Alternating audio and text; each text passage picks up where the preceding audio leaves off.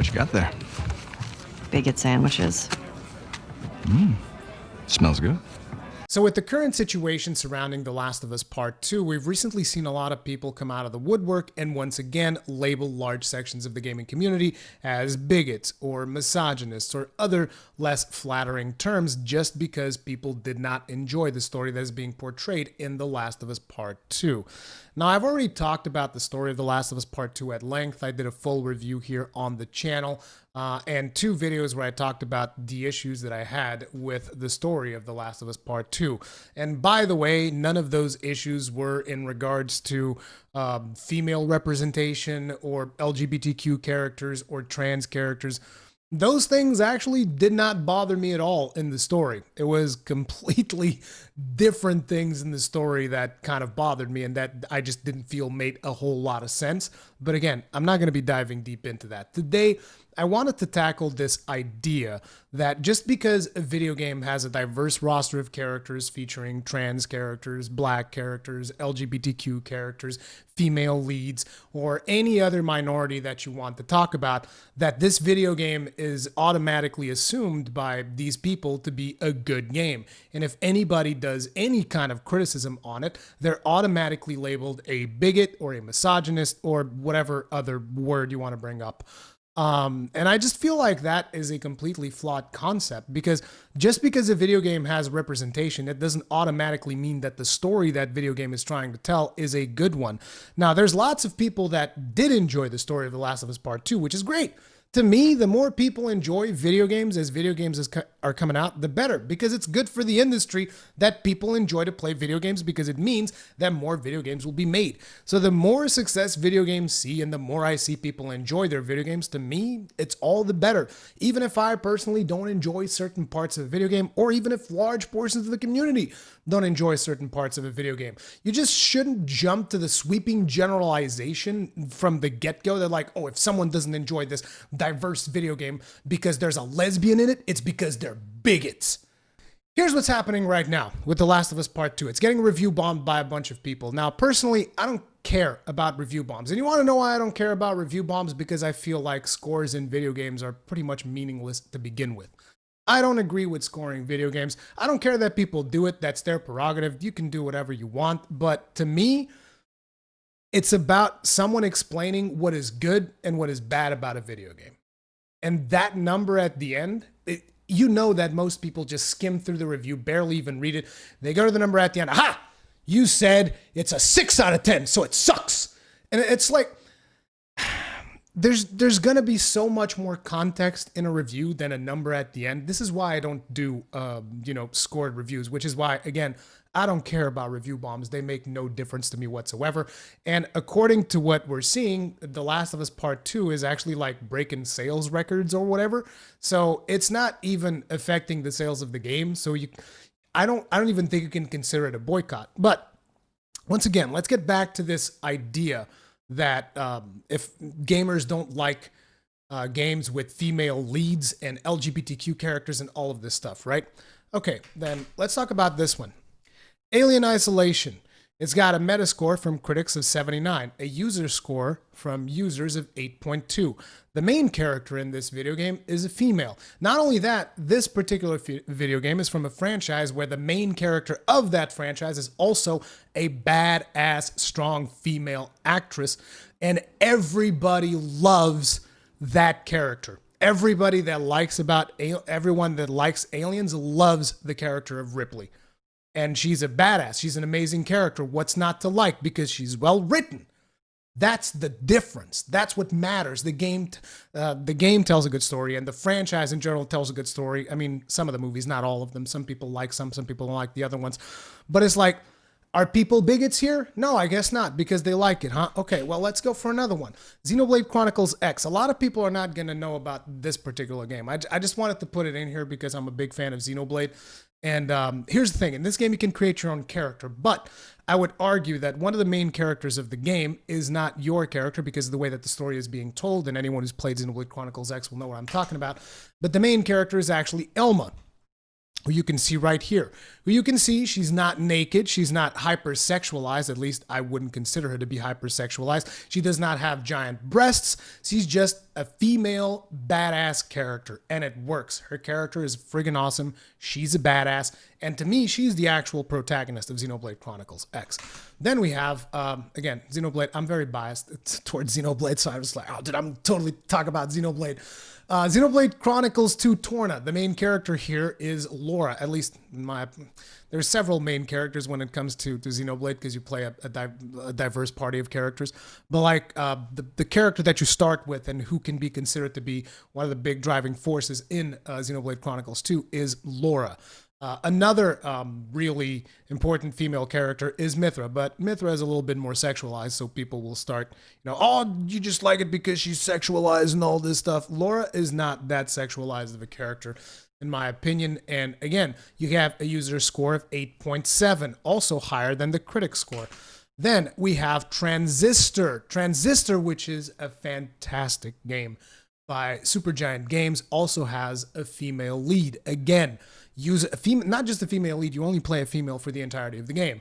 User score 8.2, incredibly artistic game. I love Transistor.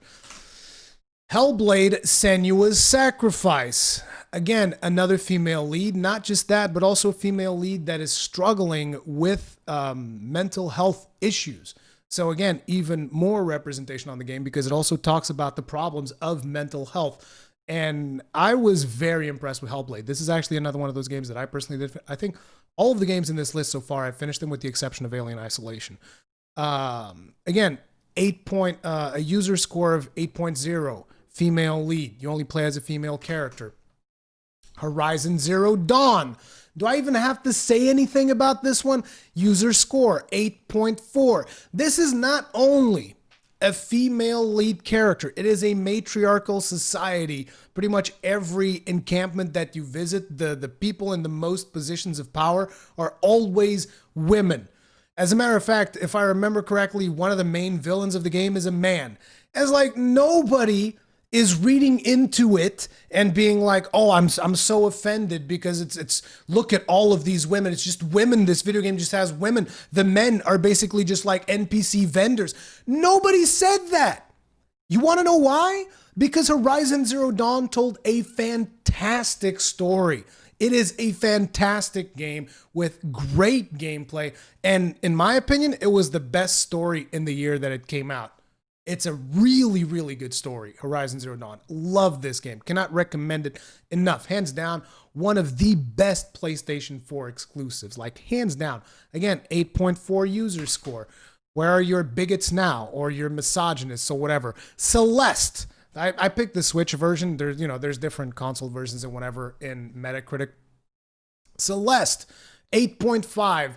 User score. Again, a female character, non-sexualized. I did not actually play this game. I don't usually tend to play platformers, so I don't actually know a lot about the game, but I've heard it also has to do about fighting depression and whatnot.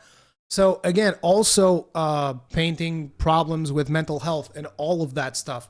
8.5 user score. You got Half-Life Alyx, once again, female lead, first-person shooter. Alex Vance is the character that you play. 9.1 user score.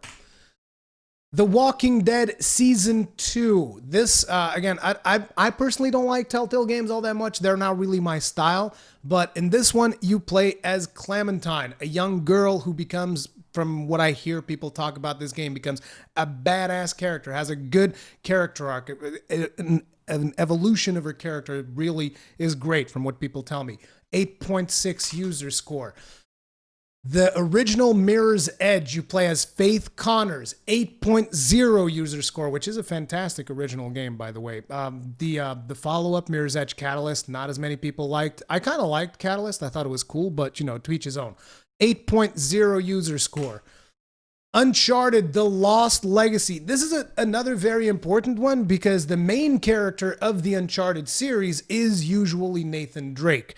In Uncharted 2, Uncharted 2 is the first Uncharted that I played. They introduced this character, Chloe Frazier, and she is one of the characters that you play in Lost Legacy. I never really played the entirety of Lost Legacy, but again, 7.9 user score. Metroid Prime. Or did you think there was a man inside the various suit? No, Samus Aran, she's a female. Bayonetta plus Bayonetta 2. I just picked the one that had two Bayonettas together. You can go and you can select each individual Bayonetta. I'm pretty sure the user score is still going to be positive 8.7. And here people will say, oh, but this is the hyper-sexualized character. So does that mean we can never have a sexualized character in a video game? Is that what you're trying to say? Is that the point that you're going to try to make? Because I'm going to hard disagree on that. There's place for having characters that are sexualized, just like there's place for having characters that are not sexualized.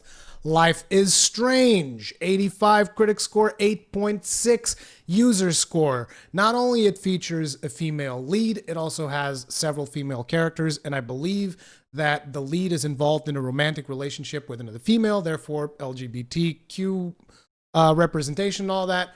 Did the users care? No. Why? Because the story is probably good. I don't know. I never played it. It's not the kind of game that I tend to play. I tend to play more action-oriented games. But still, 8.6 user score. Tomb Raider. This is the definitive edition. I should have probably gotten the one that's not definitive edition. Probably has a higher user score, but whatever. 8.1 user score for Tomb Raider, Lara Croft. And again, you can say, oh, but Lara Croft is this very sexualized character. But it's like, dude, why not?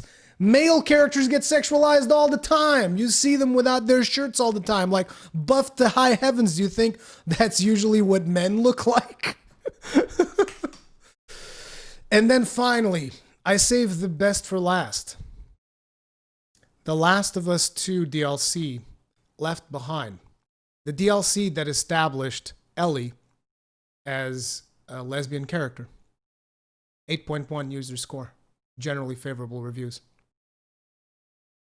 See, people don't care that the character, if a character is gay, if a character is straight. When they're playing a video game, people care about the entertainment value.